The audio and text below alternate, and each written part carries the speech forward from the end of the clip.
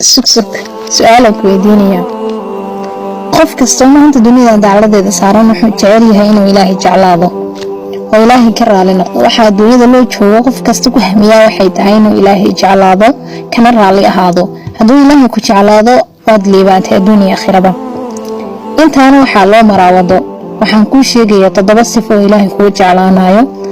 waxaan ka rabaa inaad adigu dhageysato ka faa'iido oo walaalahaaga kalena sii gaarsiiso haddaba 7 sifo iga dhageyso sifada koowaad waxa sameeyay inaad dadku wax xisaan fasho in Allah yuhibbul muhsinin sifada labaad inuu ilaahay ku jeclaanayo waa toobada in Allah yuhibbut tawaabiin sifada saddexaad waa dahrada in Allah yuhibbul mutatahhirin sifada afraad oo ilaahay ku jeclaanayo waa inaad ilaahay ka cabsato in Allah yuhibbul muttaqiin sifada shanaad oo ilaahay ku jeclaanayo waa sabirka in Allah yuhibbus saabiriin sifada lixaad oo ilaahay ku jeclaanayo waa cadaalada in Allah yuhibbul muqsidiin sifada toddobaad oo ilaahay ku jeclaanayo waa inaad ilaahay jalla jalaaluhu tala saarataa in Allah yuhibbul mutawakkiliin